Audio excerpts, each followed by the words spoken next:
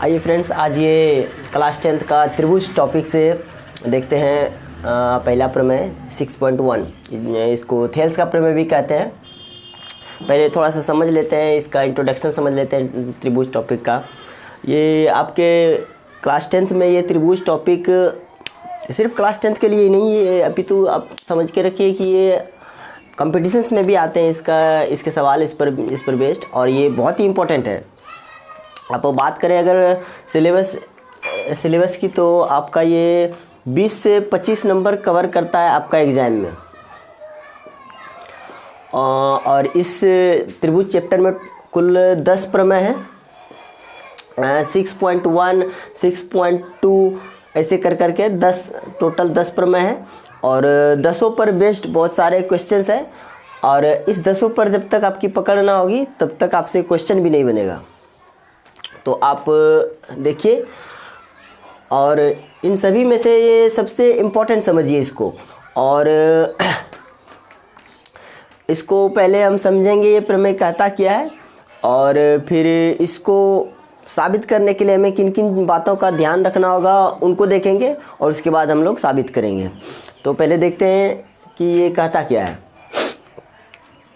कहता है, if a line is drawn parallel to one side of a triangle to intersect the other two sides in a distinct points, the other two sides are divided in the same ratio। आप देखिए,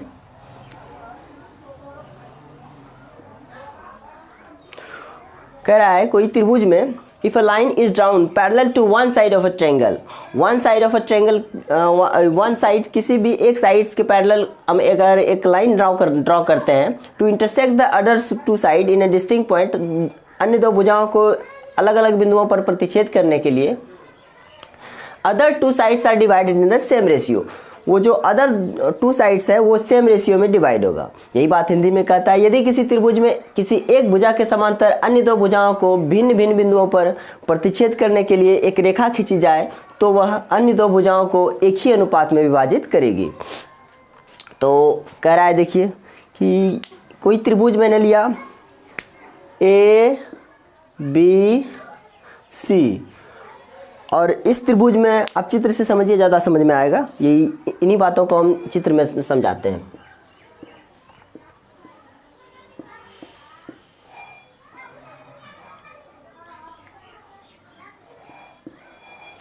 कह रहा है, इन त्रिभुज ए B सी त्रिभुज में किसी एक भुजा के समांतर बी सी भुजा के समांतर एक रेखा अगर खींची जाए, डी ई रेखा खींची जाए, तो यह रेखा अन्य दो भुजाओं को एक ही अनुपात में विभाजित करेगी। अन्य दो भुजा ए बी और ए सी को एक ही अनुपात में विभाजित करेगी।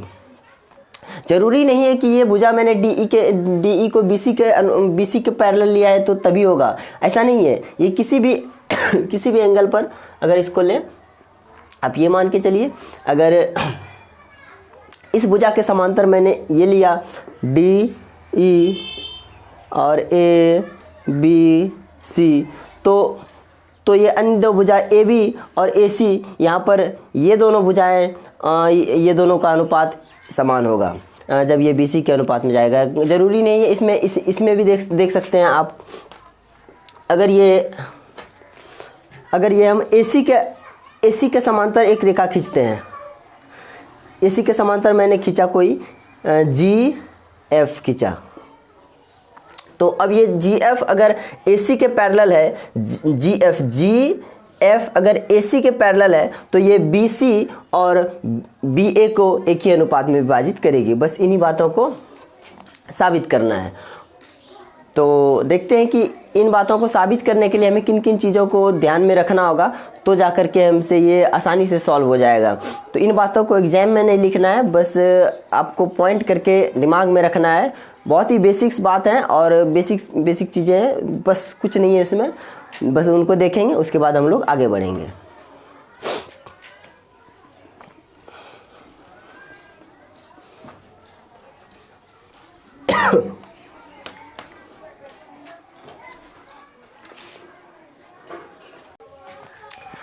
आइए देखते हैं हमें किन किन बातों का ध्यान रखना होगा, तो जाके हमसे जो ये आसानी से ये समझ में आएगा और सॉल्व हो जाएगा।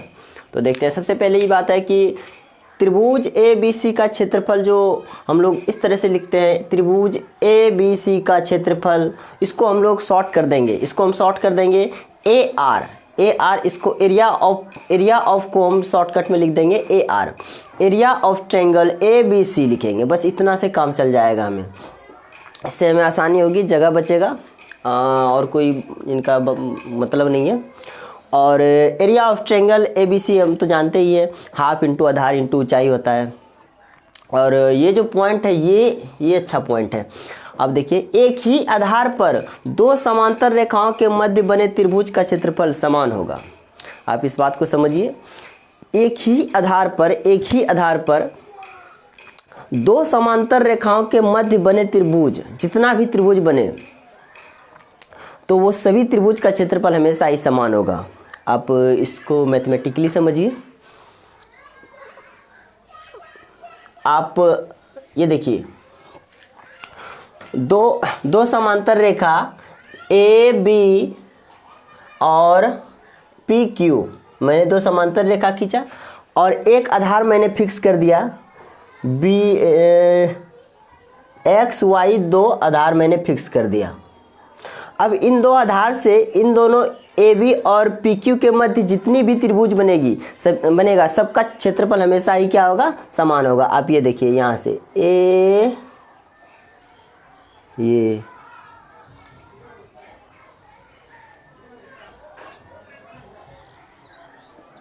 आप देखिए एक्स वाई, इसको मान लीजिए ए पर है और इसको मान लीजिए एस पर है, इसको मान लीजिए ओ पर है। एक्स ए वाई और X S Y, X O Y, सभी का क्षेत्रफल हमेशा ही क्या होगा, बराबर होगा। ये प्रमेय आप क्लास 9th में पढ़ चुके होंगे, लेकिन ये बात जहन से उतर जाता है तो हमें दिक्कत होता है। बस इन्हीं 3 बातों को करना है, समझना है, और इसी का हम प्रयोग करके उसको आसानी से हम अभी सिद्ध कर देंगे। चलिए अब देखते हैं इसको कैसे करना है, बहुत ईजी है। और एक बार फिर से हम लोग देख लेते हैं कि हमको क्रक्स क्या करना है। हमें साबित करना है ए डी बटा डी बी इक्वस टू ए ई बटा ई सी। इस त्रिभुज में समझिए, ए बी सी कोई त्रिभुज लिया, इसमें बी सी के समांतर मैंने डी ई लिया, और डी ई जो है ए बी और ए सी को एक ही अनुपात में विभाजित करेगा, यानी कि ए डी बटे ए बी को ए डी और डी बी में और ए सी को ए ई बटे ई सी में एक ही अनुपात में विभाजित करेगी। यानी कि ये पार्ट बटा ये पार्ट इक्वस टू ये पार्ट बटा ये पार्ट, बस यही साबित करना है। और इसके लिए हमें कुछ बनावट करना होगा, तो वो बनावट कर लेते हैं, उसके बाद हम लोग देखते हैं। तो करना क्या है, हमें रचना कर देते हैं कुछ। रचना में देखिए हमें क्या करना है कि ई बी से ई तथा बी से ई को और सी से डी को मिलाया।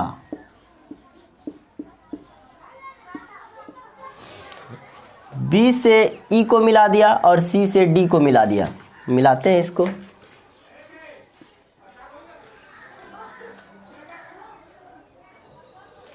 और डी से सी को डी से मिला दिया। और एक छोटा सा और रचना करना होगा। हमें ई से ई बिंदु से ए बी पर एक लंब खींचना है और डी बिंदु से ए सी पर एक लंब खींचना है। आपको पता चलेगा क्यों खींचा है मैंने। ई से ए बी पर लंब खींचा और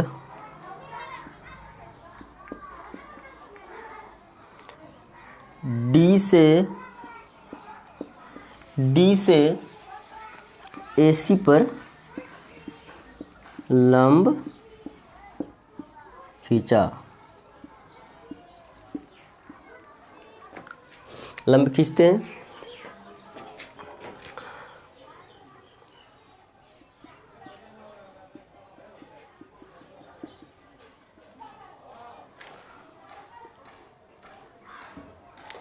इसको हम लोग और E से D पर इसको कुछ नाम दे देते हैं, नाम दे देते हैं इसको M दे देते हैं, इसको N दे देते हैं। लंब खींचा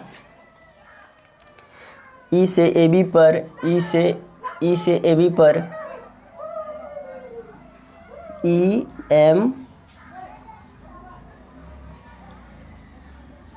EM लंब AB और EN लंब AC। अब यहाँ तक में हमें लगता है कि कोई दिक्कत नहीं होगा। और अब देखिए, अब हमें त्रिभुज ABC में अगर हमें AD और DB का रेशियो लेना है तो हमें त्रिभुज ABC का एरिया ऑफ त्रिभुज ADE का और एरिया ऑफ त्रिभुज ABDE का क्षेत्रफल का अनुपात लेना होगा।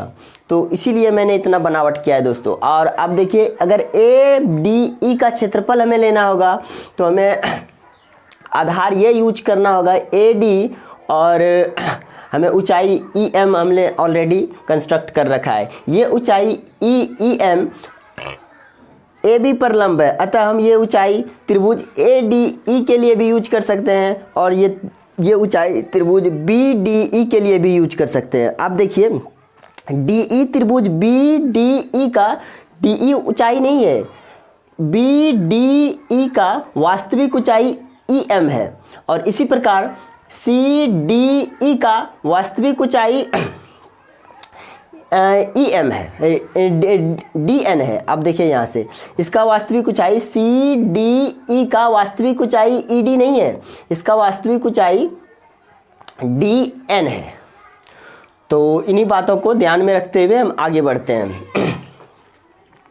और क्योंकि हम त्रिभुज ADE का क्षेत्रफल जब लेंगे तो हमें इन बातों का ध्यान रखना होगा कि अगर हम AD और DB का रेशियो ले रहे हैं तो हम आधार AD लेंगे, और अगर हम AE और EC का रेशियो ले रहे हैं तो हमें आधार AE का इस्तेमाल करना होगा। तो आगे बढ़ते हैं। अब हम यहाँ से आगे बढ़ते हैं और लिखते हैं एरिया ऑफ ट्रायंगल ADE बटा area of triangle BDE equal to, अब हम अगर ADE का एरिया लेते हैं तो हो जाएगा हमारा हाफ इंटू आधार इसका AD लेंगे क्योंकि हमें AD का अनुपात चाहिए, AD इंटू ऊंचाई इसका EM हो जाएगा। इसी प्रकार हाफ इंटू, अब देखिए इस त्रिभुज में आधार DB हो जाएगा, DB हो जाएगा, और ऊंचाई इसका भी EM ही होगा। अब यहाँ से ये EM और EM और हाफ तो कट जाएगा, तो यहाँ आ जाएगा area of triangle ADE area of triangle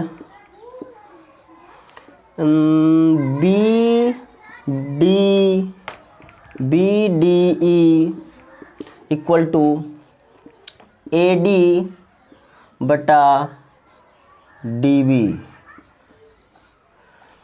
इसको हम लोग 1 मान लेते हैं।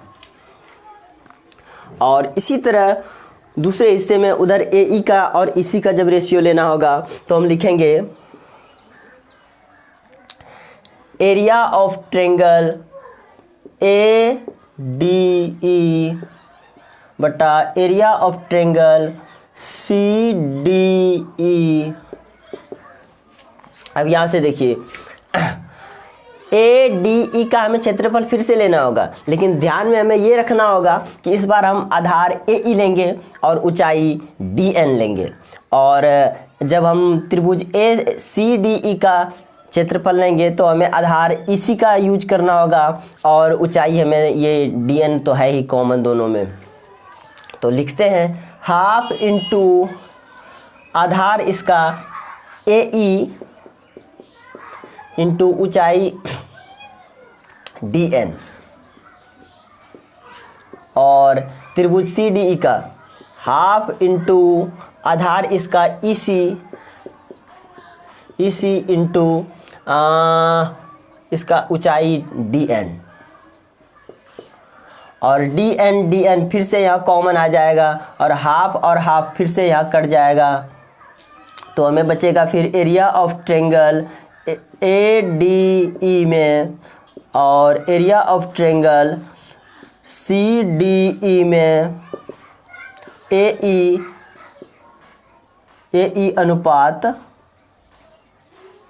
अनुपात EC।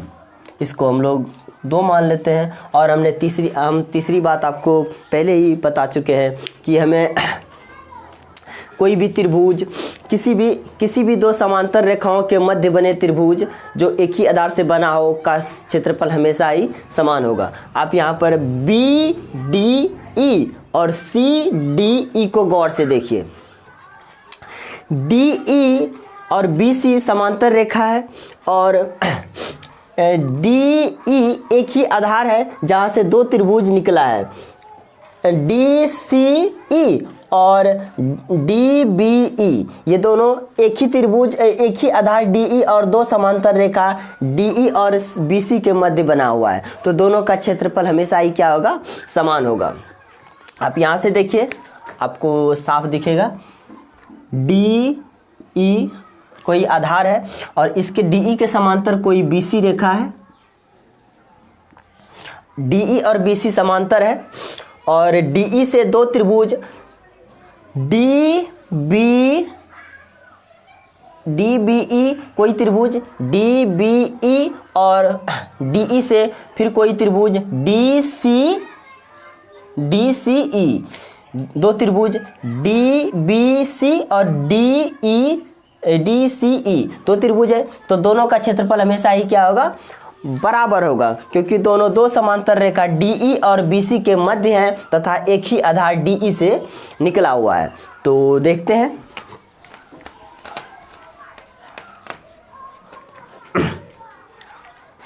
यहां लिखेंगे हम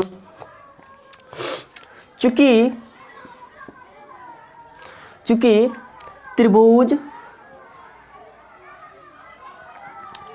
BDE और त्रिभुज CDE एक ही आधार DE और 2 समांतर रेखा DE और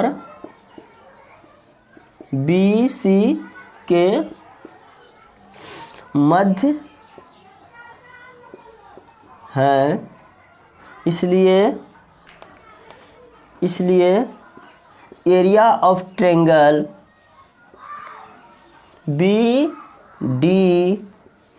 BDE बराबर होगा एरिया ऑफ ट्रायंगल CDE का। इसको 3rd मान लीजिए। एक बार फिर से सुनिए, DE और BC के मध्य 2 त्रिभुज बना है, DBE और DCE, और दोनों का क्षेत्रफल समान होगा, क्योंकि मैंने आपको पहले ही बता रखा है कि 2 समांतर रेखाओं के मध्य एक ही आधार से बने त्रिभुज का क्षेत्रफल हमेशा ही समान होगा। उन्हीं बातों को मैंने यहाँ पर लिख दिया है। अब आप यहाँ पर देखिए कि समीकरण 1, समीकरण 2 और समीकरण 3 में हमने पाया है कि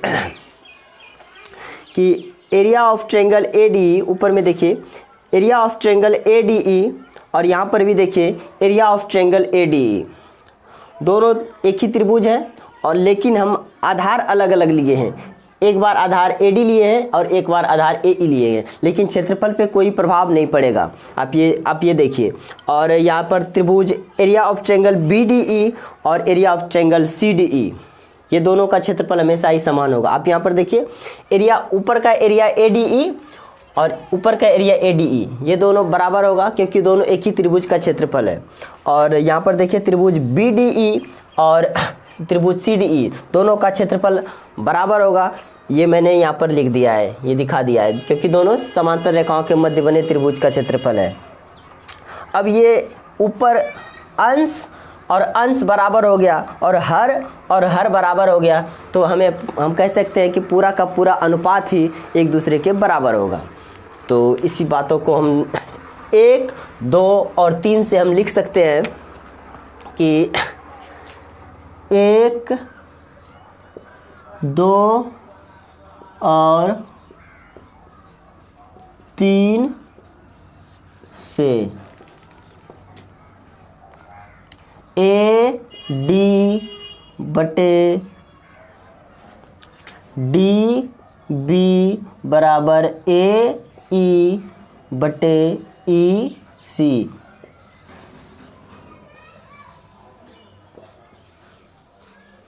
हमें यही साबित करना था और ये देखिए स्पष्ट रूप से हम ये साबित कर चुके हैं। बहुत ही इजी है, कुछ नहीं है। और इसके बाद और भी प्रमेय के जो भी वीडियोज़ हैं वो बैक टू बैक आते रहेंगे। 10 हैं तो 10 के 10 आज आ जाएंगे, देखते रहिए।